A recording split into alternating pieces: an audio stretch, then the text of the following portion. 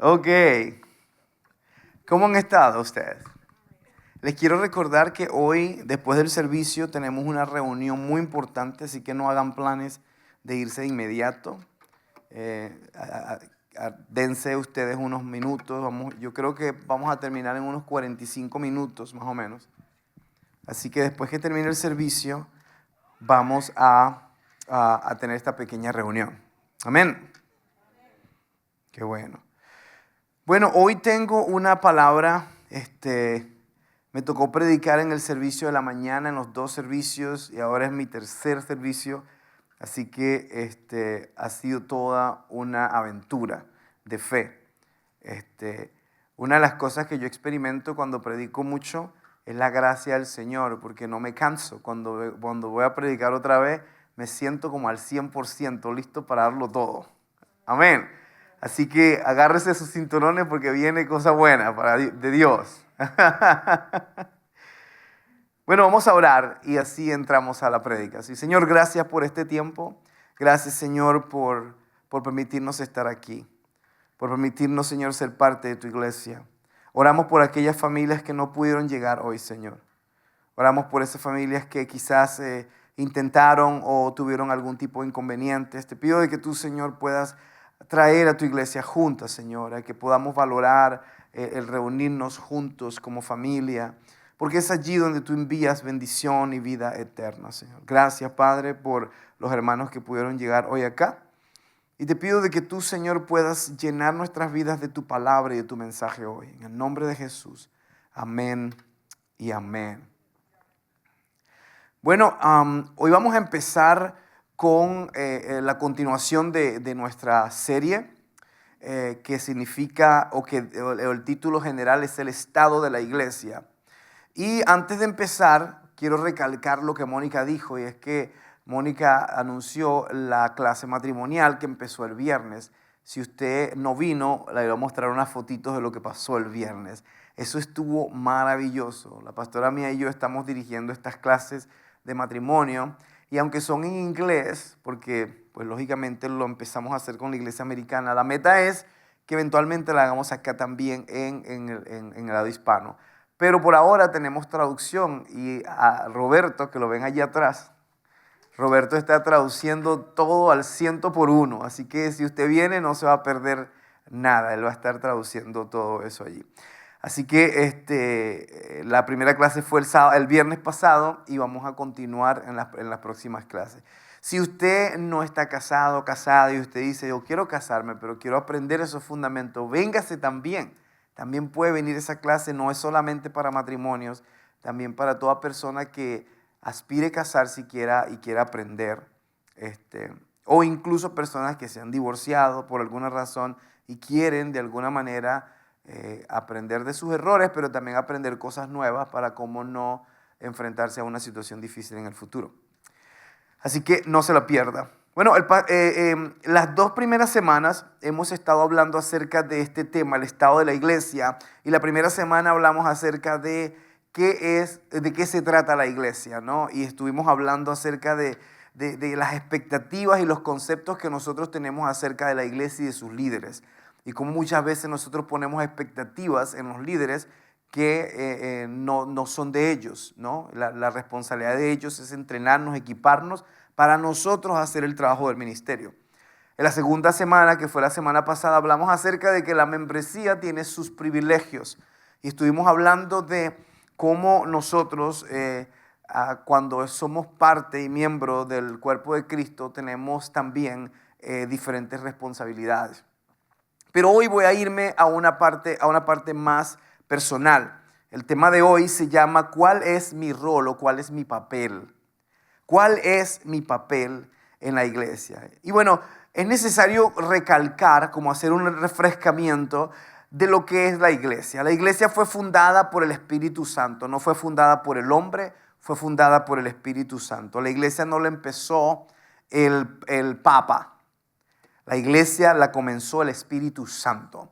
A través de Jesucristo dio su palabra sobre la iglesia y dijo, sobre esta roca edificaré mi iglesia. Y la roca era la revelación de que Él era el Cristo, el Mesías, el Hijo del Dios viviente.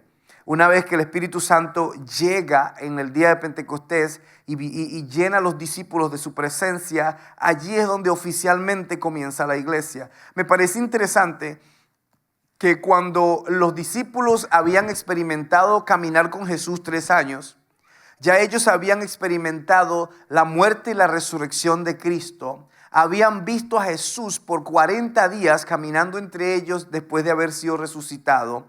No solo eso, pero lo vieron ascender al cielo y diciendo, volveré. Los ángeles le dijeron, ¿por qué miran arriba? Pues aquel mismo que ascendió también volverá muy pronto. Entonces los discípulos tenían el mensaje del evangelio, pero Jesús les dijo, esperen. Interesante, ¿no?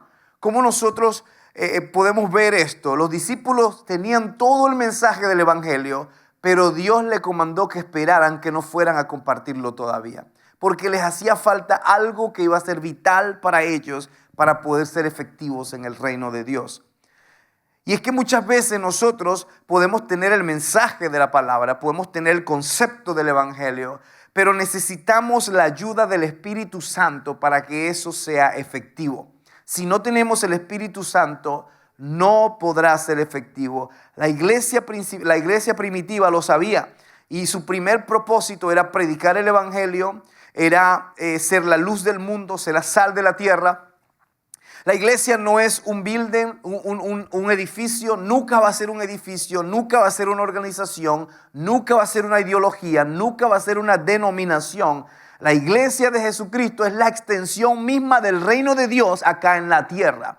De manera que cuando nosotros caminamos y somos la iglesia, estamos siendo como embajadores del cielo acá en la tierra. Representamos a un reino celestial, a un rey celestial, y tenemos la autoridad de ese reino acá en la tierra. Es por eso que cuando Jesús le enseña a los discípulos a orar, les dice, oren así: Padre que estás en los cielos, santificado sea tu nombre, venga tu reino, hágase tu voluntad aquí en la tierra como se hace en el cielo. De manera que nuestra oración siempre debe ser, Señor, venga tu reino. A cualquier situación que nosotros enfrentemos. Tú sabes, la iglesia del Señor Jesucristo es esa comunidad de creyentes que fueron lavados por la sangre del Cordero. Diga conmigo, yo fui lavado. La iglesia de Jesucristo es aquella que ha sido justificada, que ha sido perdonada, que ha sido adoptada como sus hijos y son aquellos que están siendo santificados hasta el día final. Esa es la iglesia de Jesucristo. Ese es usted y ese soy yo. La iglesia de Jesucristo es la comunidad de creyentes que sabe cómo creer, que sabe cómo orar, que ayuna, que ama, que sirve, que perdona, que intercede y que también no está avergonzada o no se avergüenza del evangelio porque es poder de Dios para salvación de los perdidos. La iglesia del Señor Jesucristo eres tú, soy yo, somos nosotros unidos. La palabra de Dios dice que cuando la iglesia se reúne junta para adorar al Señor, dice, es allí donde el Señor envía bendición y vida eterna. Dígame usted, ¿no está usted agradecido de ser parte de la iglesia? ¿No está usted agradecido de ser parte de la familia de Dios? Yo le digo, cuando yo estaba fuera del Señor, yo no tenía familia. Mi familia no era mi familia. Mi papá me abandonó. Mi mamá se fue a la calle a trabajar para poder alimentarnos y no podía estar en casa con nosotros.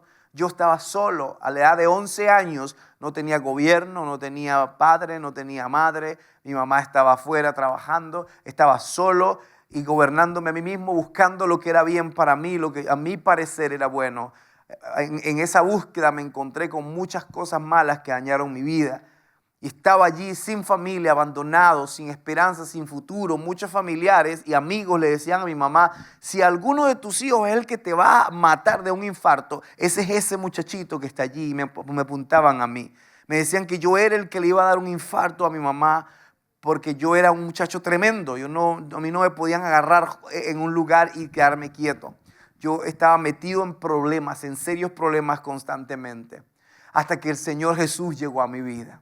Cuando el Señor Jesús llegó a mi vida, agarró a esa oveja negra de la familia y la convirtió en una oveja blanca. Me convirtió en una ovejita blanca. De repente mi vocabulario empezó a cambiar. Ya no decía todas las groserías que decía antes. Las mentiras ya no eran parte de mí. Empecé ahora a tener valores. De repente empecé a ver la vida de una manera diferente. Cuando Jesús llega a la vida de alguien, lo cambia, lo transforma y las cosas viejas pasan y aquí todas son hechas nuevas. Entonces, cuando nosotros estamos en Cristo, debemos saber que en Cristo nosotros somos nuevas criaturas.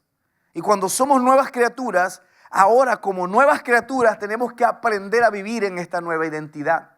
Vamos a leer la Biblia y vamos a ponernos de pie en el libro de Efesios 4, 1 al 5. Y vamos a partir de allí para crear este contexto. Dice lo siguiente: así que yo, prisionero por causa del Señor, les ruego que vivan de una manera digna del llamamiento que han recibido. Es decir, esta es la versión amplificada, ¿okay? En su Biblia va a aparecer la versión normal, pero esta es la versión que explica en detalle lo que significan cada palabra o palabras claves.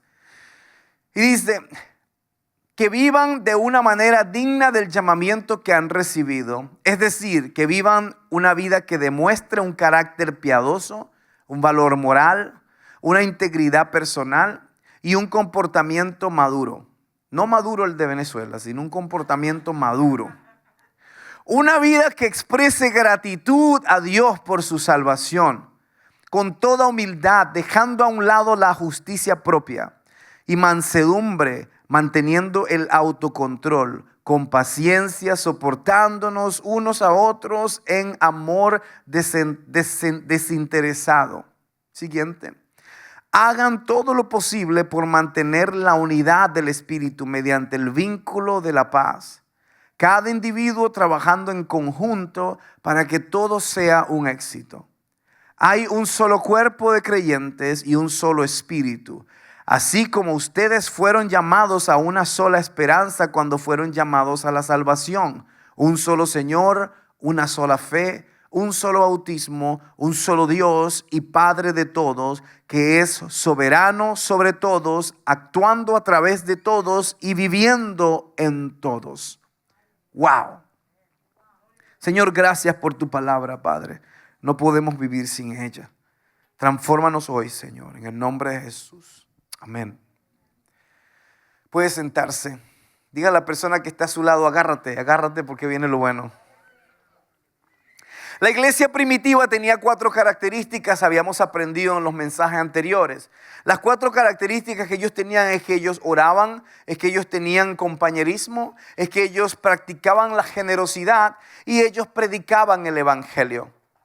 Los discípulos sabían que Jesús les había llamado a vivir una nueva vida en él, pero ahora ellos necesitaban orar y pedirle al consejo del Espíritu Santo para que le enseñara ahora cómo ellos iban a vivir esa nueva vida que Jesús les había llamado a vivir. ¿Te das cuenta? No basta solamente con nosotros creer que sabemos algo de Dios. Debemos consultar con el Espíritu Santo para que Él nos ayude a entender mejor lo que Dios quiere para nosotros. Yo recuerdo una vez que el Señor me pidió hacer algo. Y yo enseguida salí corriendo y lo hice y me llevé un golpe muy fuerte. Y yo sentí como que, Señor, pero tú me dijiste que lo hiciera.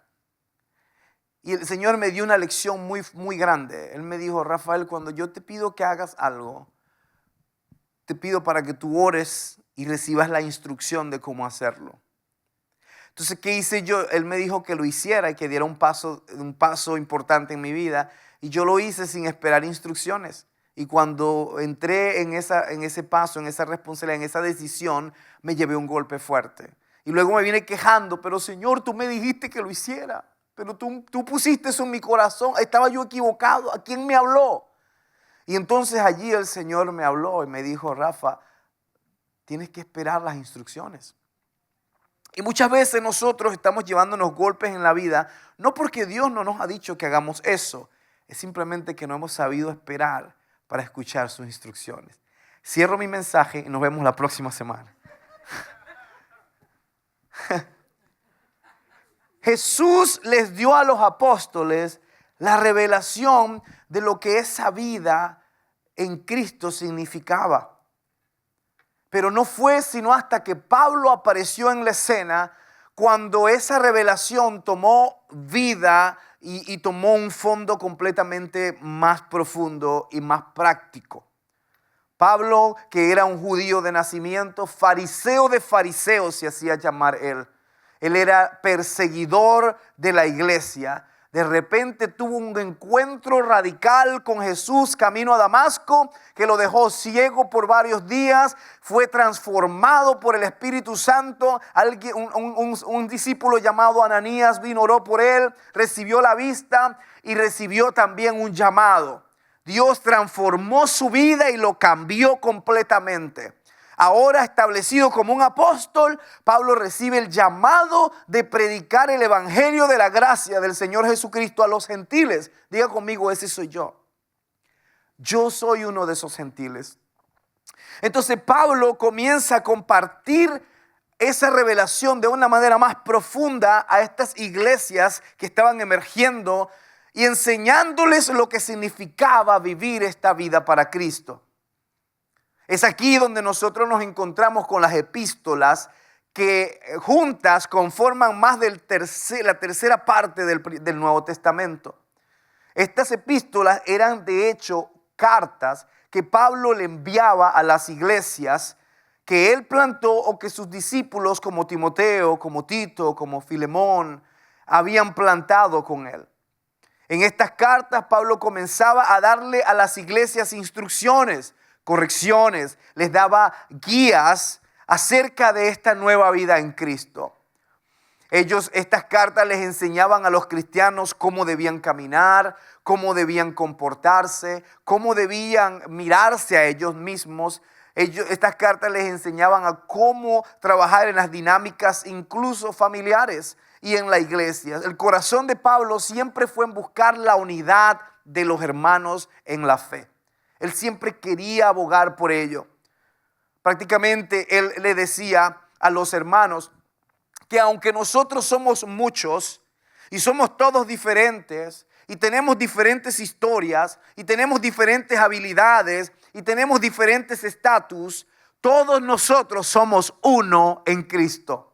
Rico, pobre, judío, griego, mujer, hombre, todos somos uno en Cristo Jesús. Y la iglesia de Jesucristo, con la ayuda del Espíritu Santo, ahora tenía la responsabilidad de vivir esa vida digna del llamado que había recibido.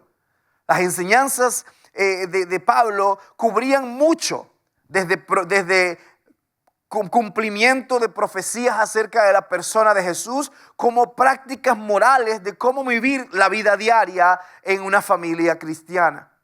Era increíble que ahora estos creyentes que ahora eran llamados cristianos, ahora tenían la responsabilidad de seguir estas guías o estas reglas o estas demandas de Pablo, porque ahora ellos tenían una nueva identidad en Cristo. No podían seguir viviendo como el viejo hombre, sino que ahora tenían una nueva identidad en Cristo. Básicamente Pablo les estaba diciendo lo siguiente: porque ustedes estaban muertos en sus pecados y separados de la familia de Dios, porque ustedes fueron comprados por un precio muy alto, el precio de la sangre de Cristo, porque Dios los transfirió del reino de las tinieblas al reino de su luz, y porque ustedes fueron perdonados, justificados, redimidos, adoptados, salvados, y porque ahora ustedes están en Cristo, escondidos en Cristo, separados en Cristo, santificados en Él, perfeccionados en Él.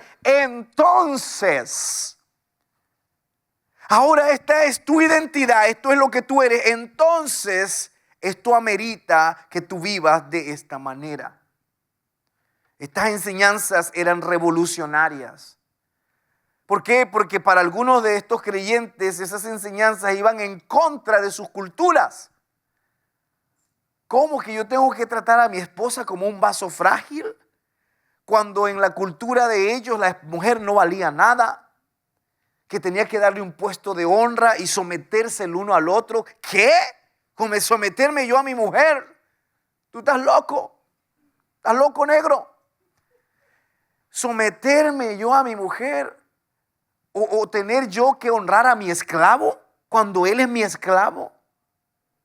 ¿Te das cuenta? Estas enseñanzas cristianas venían en contra de la cultura.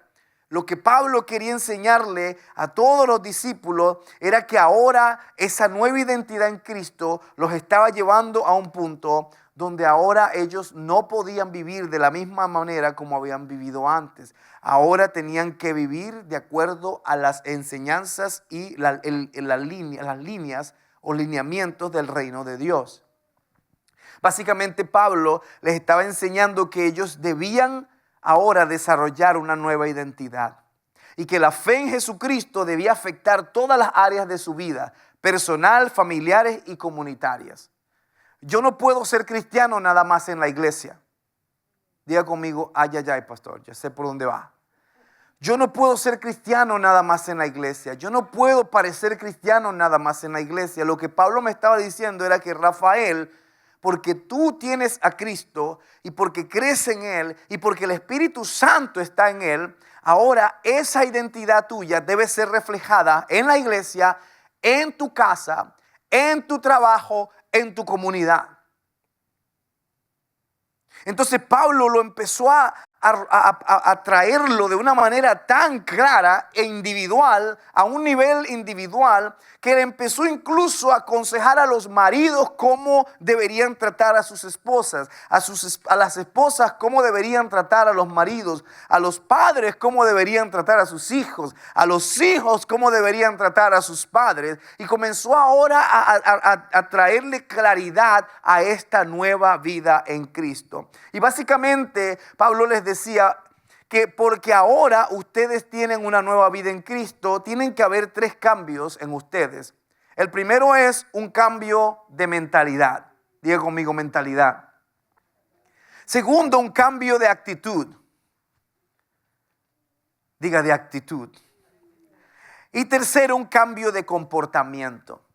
¿Te das cuenta que cuando tú estás en Cristo y tienes el Espíritu Santo, tú no puedes simplemente tener una actitud? Tú no puedes simplemente comportarte como tú quieres. Tú no puedes simplemente tener la misma mentalidad que has tenido por años. Cuando tú estás en Cristo, requiere que cambies tu mentalidad, tu actitud y tu comportamiento. La mente es ese lugar donde nosotros acumulamos nuestros pensamientos, nuestros sentimientos, nuestras emociones y nuestra voluntad. La Escritura describe a la mente en muchos pasajes como nuestro corazón. La Biblia dice, sobre toda cosa guardada, guarda tu corazón. No es el corazón muscular que nosotros tenemos. Está hablando del alma, del pensamiento, de la mente. Entonces es aquí donde el enemigo ataca. Es aquí donde el enemigo siembra temor. Es en la mente donde el enemigo envía pensamientos negativos. Es en la mente donde Pablo incluso dice, no os conforméis a este mundo, sino más bien sed transformados a través de la renovación ¿de qué? De vuestra mente. La Escritura nos dice en Romanos 7:25 que es con la mente que nosotros servimos al Señor. Entonces tu oración no debería ser, Señor, cambia las cosas. Tu oración debería ser, Señor, renueva mi mente. Y voy a dejar que eso repose en tu mente un segundito. Tu oración no debería ser, Señor, cambia esto, cambia aquello. Tu oración debería ser, Señor, renueva mi mente. ¿Tú sabías que hay cosas con las que tú estás lidiando que quizás no vayan a cambiar? Que quizás se vayan a quedar intactas como están. Pero mientras tú renuevas tu mente, tú puedes verla desde una perspectiva completamente distinta. Las cosas quizás no han cambiado, pero tu mentalidad sí. Y ahora puedes verlo con una manera distinta. Antes tú veías eso como un acoso, como una piedra en el zapato. Pero cuando tu mente es renovada, ahora lo ves como un testimonio, como una manera en que Dios te está perfeccionando, como una manera en que Dios te está impulsando ahora a otro nivel. Tú sabías que hay personas que quizás no van a cambiar. Hay personas que quizás nunca te van a decir lo siento por haberte dañado. Quizás nunca van a decir las cosas correctas que tú quieres que digan. Pero cuando tu mente está siendo renovada a través de la palabra de Dios, tú puedes experimentar algo que se llama sanidad emocional y paz mental. ¿Por qué? Porque aunque las cosas no cambien y las personas no cambien, tu mentalidad puede ser renovada a través de la palabra de Dios y tú puedes mirar las cosas completamente distintas. Es decir, que el problema no se ha ido, solo que tu mentalidad ahora ha cambiado. Entonces muchas veces nosotros estamos dependiendo de cambios externos para tener paz interna. Pero es todo lo contrario. Yo necesito experimentar paz interna a través del Espíritu Santo. Necesito experimentar shalom, la paz de Dios, que aunque las cosas afuera no cambien, yo puedo aún sonreír y levantar las manos y decir, alabado sea el Señor. Yo puedo levantar las manos y decir, yo tengo esperanza que mi Redentor vive y que se levantará del polvo de la tierra y me hará justicia. ¿Te das cuenta? Cuando tu mentalidad ha sido renovada, tú caminas de una manera distinta. Las cosas que suceden a tu alrededor ya no las miras igual. No significan lo mismo, no duelen igual. Tú necesitas experimentar paz interna, paz shalom, primero. Pero ¿qué tal de nuestras actitudes y nuestros comportamientos, pastor? Qué bueno que me preguntas. Cambiar nuestras actitudes y nuestros pensamientos y nuestros comportamientos solamente sucederá cuando nosotros comencemos a valorar los intereses de otros más que los intereses nuestros. Cuando nosotros pasemos de esa mentalidad que se enfoca solamente en nosotros. Filipenses 2, 3 al 4 nos dice lo siguiente. Filipenses 2, 3 al 4.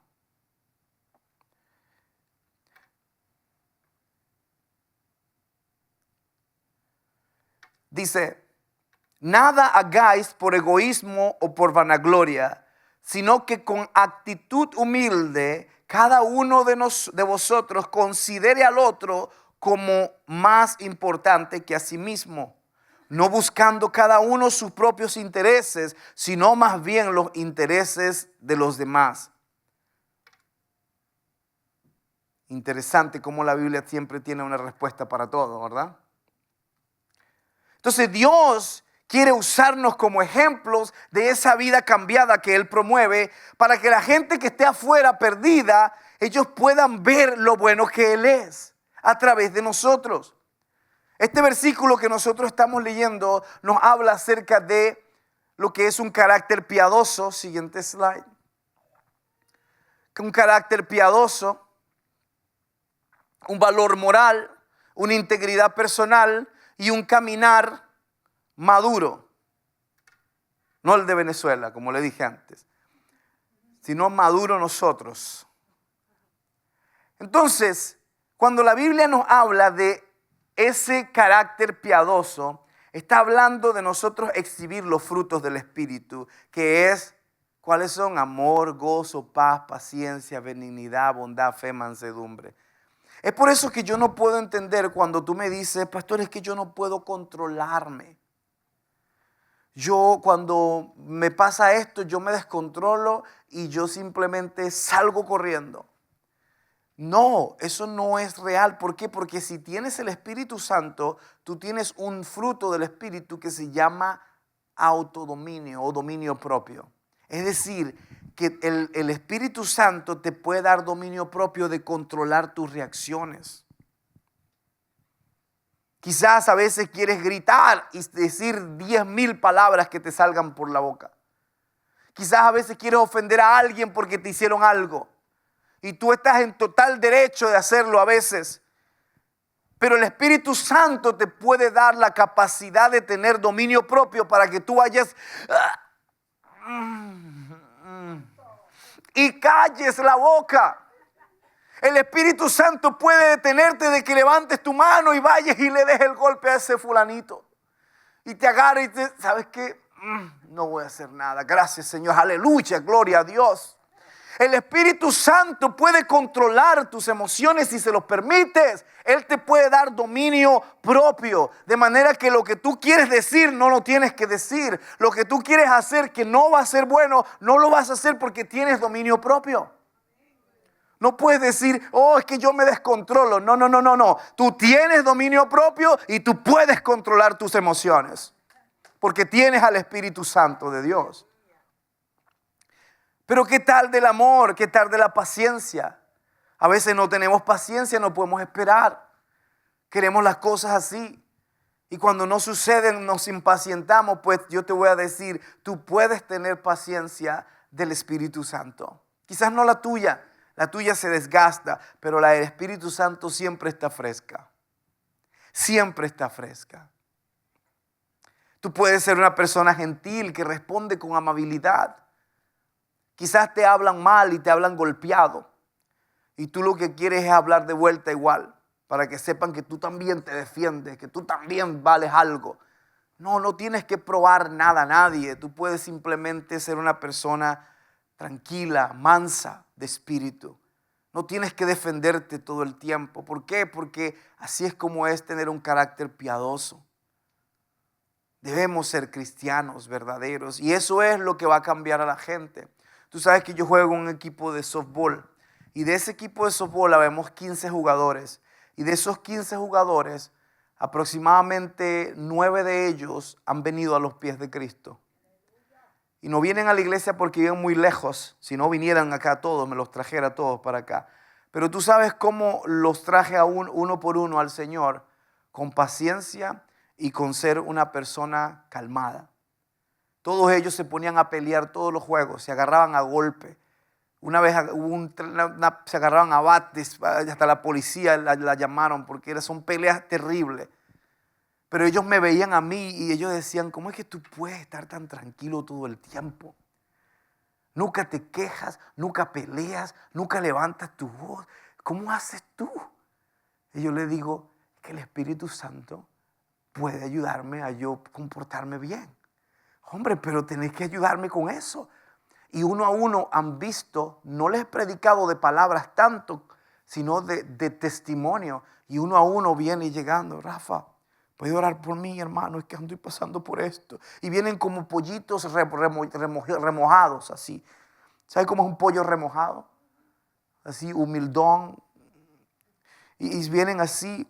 Y dice, Rafa, ¿puede orar por mí? Es que me hace falta esto. Y tengo problemas con mi esposa. Y tengo problemas con mi hijo. Y uno a uno han venido al Señor. Pero ha sido, ¿por qué? No porque yo les he estado predicando y lanzándole la Biblia en el hombro. No, es porque yo he estado dependiendo del Espíritu Santo y Él me ha dado la capacidad de modelar una vida cristiana delante de ellos. De manera que tú puedes hacerlo también. Tú puedes ser un testigo de Cristo.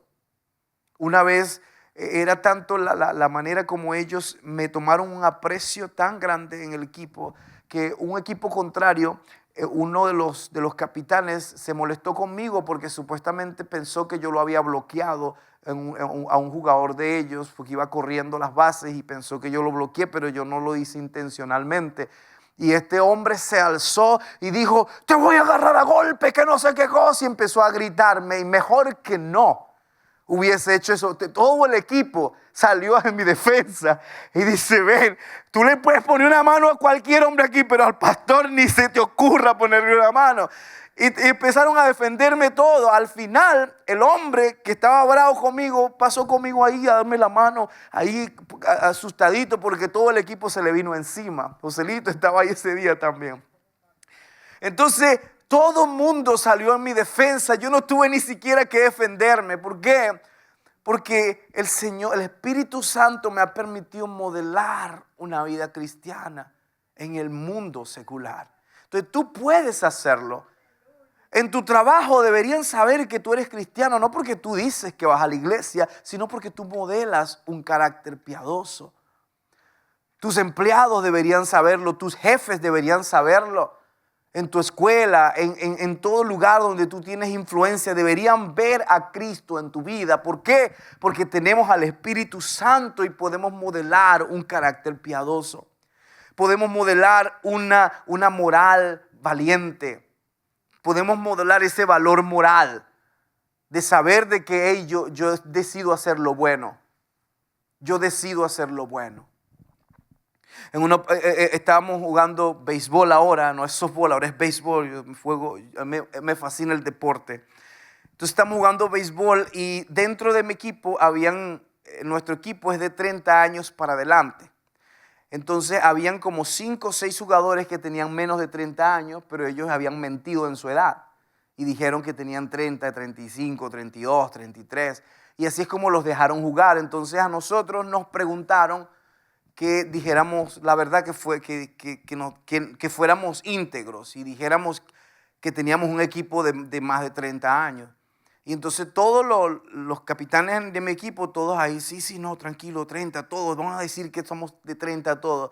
Y yo en medio de ellos yo dije, no, yo no puedo participar en esto. Aunque parece una cosa pequeña, pero yo tengo que tener una moral, un valor moral acá. Yo no puedo simplemente ir con el flujo de lo que ellos están diciendo. Así que dije, ¿sabes qué, muchachos? Vamos a decir la verdad y vamos a tener que buscar nuevos jugadores y vamos a tener que rehacer el equipo. Y así fue. Todos ahí, pero no. Y yo digo, sí, vamos a decir la verdad. Y entonces dijimos la verdad, tuvieron que salir esos 6 jugadores, los eliminaron del equipo y tuvimos que buscar nuevos jugadores. Pero yo no quise comprometer mi valor moral simplemente porque no tenía el valor de poder pararme firme y decir, yo no puedo participar en esa mentira. ¿Te das cuenta? Son cosas pequeñas, tú dirás, pero esas cosas pequeñas son las que definen un carácter cristiano. Integridad personal tiene que ver con la transparencia, el liderazgo, ser verdadero y ser leal. Tenemos que tener integridad personal, ser transparente, no andar a escondidas diciendo que somos algo y no lo somos, hablando mentiras cuando en realidad están sucediendo otras cosas.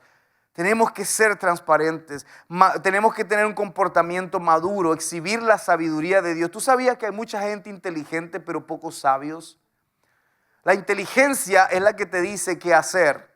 La sabiduría es la que te dice cómo hacerlo. La inteligencia es la que te dice qué decir. La sabiduría es la que te dice cuándo decirlo. Tú a veces quieres decir algo, pero lo dices en el momento incorrecto y se convierte en algo que no hubieses querido que saliera de tu boca. Pero si hubieses esperado y hubieses escogido el mejor momento, eso mismo que dijiste se puede convertir en algo poderoso. Entonces todo depende del tiempo, del espacio y de la sabiduría. Entonces Dios nos ha dado a nosotros sabiduría. Dijo, aquel que esté falto de sabiduría, pídala a Dios y Él le va a dar abundantemente todo lo que Él necesita. Entonces Pablo entendía que los nuevos creyentes no eran simplemente creyentes en un mundo de incredulidad, sino más bien embajadores del reino de Dios y que ellos que ellos estaban en el mundo, pero no eran del mundo. Y es lo que nosotros somos. Nosotros estamos en el mundo, pero no somos del mundo. Es por eso que no podemos comportarnos como el mundo. Ni tampoco podemos amedrentarnos cuando el mundo se comporta como el mundo. Es como que nosotros nos ofendemos porque el pecador está pecando. El pecador va a hacer eso, va a pecar. Yo no puedo ofenderme por ello. Una vez un cristiano salió, Starbucks había quitado la Navidad de sus vasos. Y él salió allí, vamos a hacerle un boicot a Starbucks porque quitó la Navidad de esto y no sé qué cosa y tiene que volver el arbolito. Y yo lo miro así, yo le digo, pero a este señor, ¿qué le pasa? ¿Cómo va a esperar que una empresa que es completamente anti Dios? De hecho, la figura de su logo es la imagen de una diosa griega. Entonces, ¿cómo es que ellos esperan que esta gente que no ama a Dios, que no tienen ninguna relación con Cristo, se comporten como cristianos? Y se molestan cuando ellos se comportan como lo que ellos son. No podemos ofendernos porque el mundo se comporta como el mundo. Debemos más bien nosotros orar por ello y ser luz en el mundo. No podemos nosotros preocuparnos por lo que está pasando afuera. La iglesia debe continuar activada, seguir enfocándonos en crecer y avanzar el reino de Dios. Pablo entendía esto y activó a las iglesias. Las iglesias estaban fascinadas, había avivamiento, había pasión. Incluso en medio de la persecución, las iglesias crecían. Dice que se añadían al grupo miles y miles y miles. En la primera predicación que Pablo hizo, 3,000 personas vinieron a Cristo. Imagínese usted el crecimiento de esta iglesia. En medio de la persecución, dice que iban predicando y grandes señales y milagros y prodigios eran hechas por los apóstoles. Y mucha gente incluso venía a los pies de Cristo, no tanto por la palabra predicada, sino porque veían la conducta intachable modelada por los creyentes. Se da cuenta que usted puede traer muchos a Cristo con nada más comportarse como un creyente. Hay dos cosas que son muy importantes y quiero tomar atención de ellas. La primera es que esta iglesia que seguía a Jesucristo, había algo que no cabía dentro de ella, y era que esta iglesia no era una iglesia apática. Una iglesia activa que verdaderamente sigue a Jesús no puede ser apática. ¿Qué es apático? Apático es ser indiferente. Es cuando todos estamos riéndonos y usted está así. Eso es ser apático. Apático es cuando todos estamos, pastor, y nosotros estamos como que,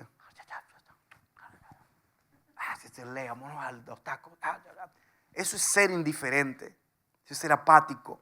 Apático es cuando la iglesia se está moviendo hacia un lugar en la visión, o hay una nueva actividad y hay ánimo y pasión en la iglesia, y nosotros estamos, me voy a ir, no me interesa lo que está haciendo mucho la iglesia. Eso es ser apático. La iglesia primitiva no era apática, era una iglesia que estaba montada en el mismo bus. Todos iban avanzando en la misma dirección.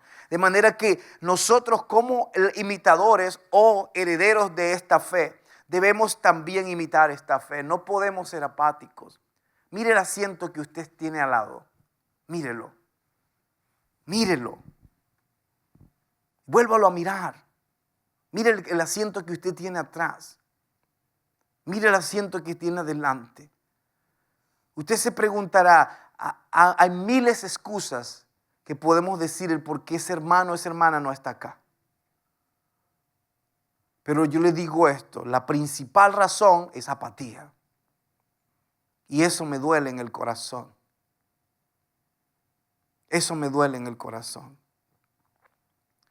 ¿Por qué? Porque yo sé que hay tiempos en que nosotros nos confrontamos con diferentes necesidades y con diferentes retos. Yo sé que hay muchas situaciones serias que nos embargan la vida muchas veces y nos llenan a un punto que en el medio de todo eso nos olvidamos del amor y la pasión por Dios y nos enfocamos en tratar de resolver nuestra vida. Nos olvidamos de la reunión con nuestros hermanos de la iglesia o de la eclesía.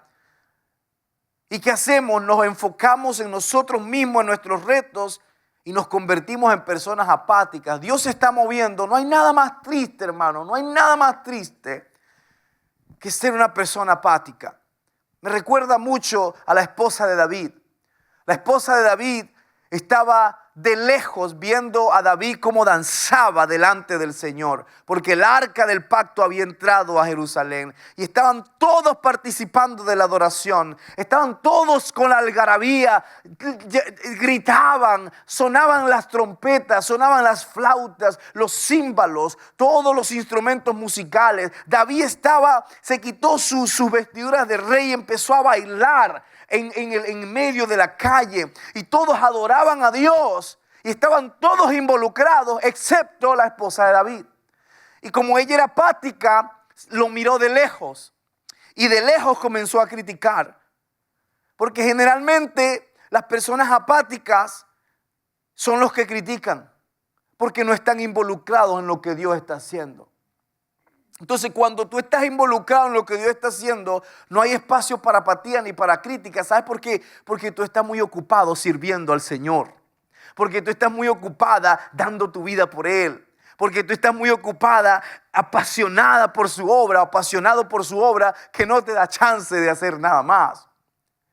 Entonces es necesario que nosotros recordemos que no podemos ser apáticos. Otra cosa era que esta iglesia, aunque estaba activada y aunque no era apática, tampoco era que era una iglesia ocupada, ¿sí? No necesariamente es una iglesia ocupada. Y cuando digo esto, no es que la iglesia primitiva estaba haciendo todas las cosas que se le venían enfrente. No estaban tratando de resolver las necesidades del mundo entero. Incluso hay momentos en que la iglesia se habla que los mismos discípulos le dijeron no a algunas oportunidades de ministerio porque el Espíritu Santo les dijo que no. ¿Te acuerdas? Pablo quería ir a un lugar y el Espíritu Santo dijo, no vayas allí, ve mejor a este lugar. Y había una gran cosecha que cosechar allí, pero el Espíritu Santo le dijo no. Está bien que le digamos no a tantas actividades y nos concentremos en esas que nosotros podemos ser útiles y efectivos. Es necesario que la iglesia, como la iglesia primitiva, nosotros nos activemos por el Espíritu Santo y nos unamos a la misión de Dios. Pues hay una diferencia entre ser activo y estar ocupado. Dios no quiere que nosotros estemos ocupados. Yo no quiero que ustedes estén ocupados en la iglesia. Yo lo que quiero es que ustedes estén activos en la iglesia. Y eso es muy diferente. Quizás no puedas estar en todo. Quizás no vengas a todas las reuniones, no vengas a todos los discipulados, no vengas a todas las cosas que hacen. Pero concéntrate en eso que Dios te ha llamado y hazlo bien. Hazlo con lealtad, con compromiso. Da el 100% allí. Y tú vas a ver que Dios va a usarte. ¿Por qué? Porque todos formamos un cuerpo y cada uno tiene una función diferente. Usted no puede ser yo porque hay un solo Rafael y yo no puedo ser usted porque hay un solo usted. Pero juntos usted y yo podemos hacer más por el reino de Dios que usted y yo separados, caminando caminos distintos. ¿Se da cuenta? Pablo dice en el libro de Romanos 12, 4 al 8 que aunque todos somos miembros, todos formamos un cuerpo. Y todos tenemos diferentes funciones, pero todos nos necesitamos. La mano no le puede decir al ojo, yo no puedo ver, así que no soy necesaria. El ojo no le puede decir a la mano, yo no puedo agarrar nada, así que no soy necesario. Pues la mano sin el ojo no puede subsistir y el ojo sin la mano no puede subsistir. Todos nos necesitamos. Usted me necesita, usted necesita a la persona que está a su lado, ellos lo necesitan a usted. Todos los necesitamos. Todos somos necesarios. Diga conmigo, yo soy necesario. ¿Por qué? Porque somos miembros del cuerpo de Cristo.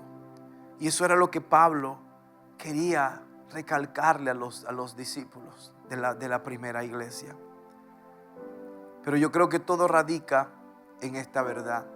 Al final, Pablo le dijo tres cosas. Le dijo, lo que yo les estoy llamando a hacer, lo que yo les estoy pidiendo que hagan aquí, es imposible que ustedes lo hagan por sus propias fuerzas. Necesitan al Espíritu Santo.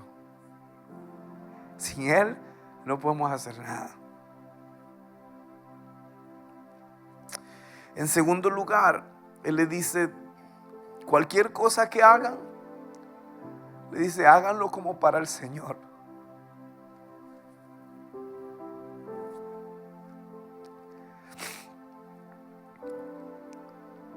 Sea de palabra o sea de obra, háganlo como si fuera para el Señor. Eso cambia todo el juego. Si todo lo que tú haces, lo haces como si lo estuvieras haciendo para el Señor, eso cambia todo. Eso cambia las reglas del juego. Ahora lo que tú hagas para Dios va a ser bueno, va a ser excelente, va a ser grande, va a ser significativo. ¿Por qué? Porque tú no lo haces para el hombre. Si tú lo haces para complacer al hombre, es posible que te canses y es posible que te desgastes. Es posible que mires y de repente mires y digas, no, esto es mucho trabajo para mí. Yo no puedo hacer esto. Oh, no, esto es mucho tiempo invertido allí. Oh, esto es muchas millas que hay que manejar. Es muy posible que lleguen desánimos, ¿sabes? Son normales. Pero cuando tus ojos están puestos en el Señor y cuando tú sabes que los sacrificios que tú estás haciendo, lo estás haciendo para Él. No para mí, no para la iglesia, sino para el Señor. Y Jesús le dijo esto a sus discípulos. Dice, cualquier cosa que ustedes hagan para mí, lo hacen para el Señor. Jesús le dijo a sus discípulos, más profundamente le dijo, de cierto les digo que cualquier cosa que ustedes dejen por mí, ténganlo por seguro que yo les voy a remunerar al 100 por 1. Cuando nosotros entendemos que es para Él, para traerle gloria a Él, para honrarle a Él, para levantar su nombre, para adorarle, eso cambia las reglas del juego. Ahora tu servicio a Él no tiene precio, no tiene valor que hombre pueda pagar. Pablo nos anima en el libro de Colosenses 3, 23 al 24 de esta manera. Y nos dice, cualquier cosa que hagáis, cualquiera que sea vuestra tarea, trabajad de corazón, es decir, poniendo vuestro máximo esfuerzo como algo hecho para el Señor y no para los hombres, sabiendo con toda certeza que del Señor y no de los hombres recibiréis la herencia, que es vuestra mayor recompensa. Es al Señor Cristo a quien realmente servís. ¿Te acuerdas cuando Jesús le dijo a los discípulos que en el último tiempo vendrán personas y le dirían, y el Señor les va a decir, no me visitaste cuando estaba preso, no me diste de comer cuando tenía hambre, no me vestiste cuando estuve desnudo? Y estos hombres le dirán al Señor Jesús, Señor, pero ¿cuándo te vimos a ti preso? ¿Cuándo te vimos hambriento? ¿Cuándo te vimos sin ropa? Y Jesús le dijo, por tanto, por cuanto lo hiciste a uno de estos mis pequeños, a mí me lo hiciste.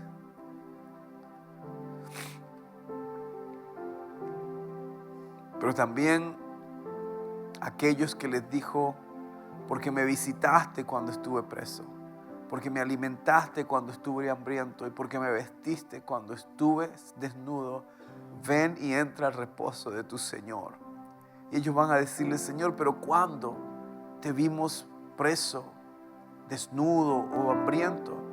Y el Señor le responderá, por cuanto lo hiciste a estos mis pequeños, me lo hiciste a mí. Vamos a ponernos de pie. ¿Cuál es nuestro rol como iglesia? Individualmente es hacerlo todo como para el Señor. Es hacerlo todo para gloria suya, para complacerlo a Él, para que Él se sonría, para que Él diga las palabras, buen siervo fiel. En lo poco me has sido fiel, en lo mucho te pondré.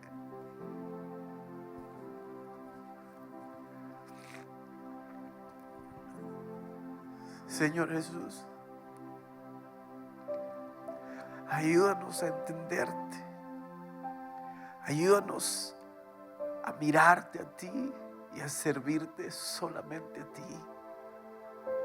Ayúdanos a hacer todo lo que hagamos, Señor, como para ti. como si fuera para ti. Porque al final, eso es lo que determinará si mis obras fueron para el hombre o fueron para ti. Recibe hoy mi servicio, mi sacrificio, Señor. Recibe, Señor, lo que hago por ti y por la obra. Quizás, Señor, hay personas aquí que manejan 1 hora y media. Quizás hay unos que manejan 30, 40 minutos, 20 minutos, Señor. Que ellos puedan decir, Señor, yo lo hago por ti.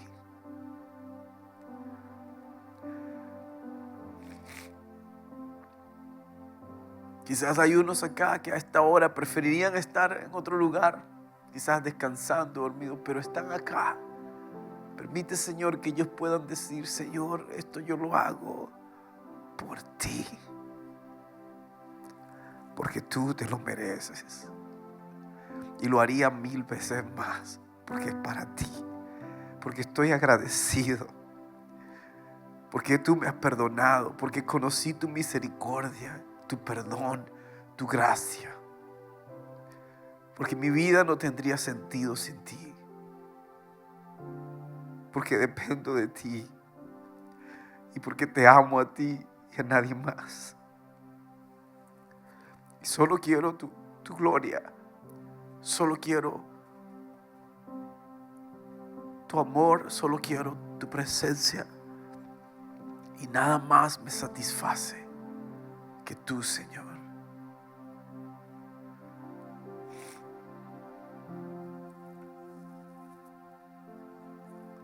Ayúdame, Señor, a morir a la carne, a morir a mí mismo y poder vivir una vida digna del llamado que tú has hecho en mí. Que yo pueda modelar un carácter piadoso, un valor moral. Que yo pueda modelar, Señor,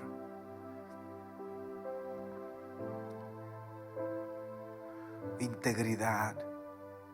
Que yo pueda modelar un comportamiento que te agrade. Ayúdame a ser un testigo tuyo, Señor, en este mundo. Y que las personas no solamente sepan de ti cuando les hable, pero que me vean y que sepan que hay algo diferente en mí. Y que puedan verte a ti a través de mí.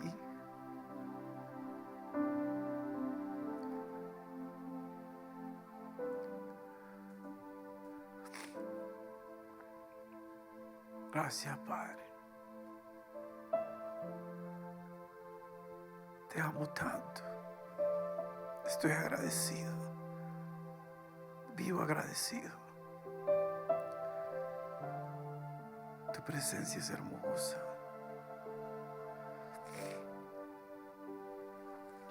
Tu presencia es sanadora. Es única. Me renueva, me hace de nuevo.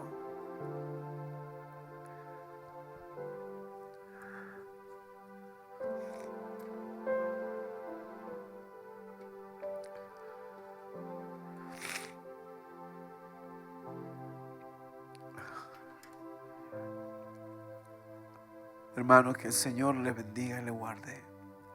Que el Señor haga resplandecer su rostro sobre usted y tenga de usted misericordia. Que el Señor levante sobre ustedes su rostro y les dé paz. Shalom. Que la fuerza de Dios les acompañe. Que la sabiduría de Dios les instruya. Que la mano de Dios les proteja. Que la palabra de Dios los dirija. Y que ustedes sean llenos, sellados de Cristo, por Cristo, hoy y para siempre. En el nombre de Jesús. Amén. Amén.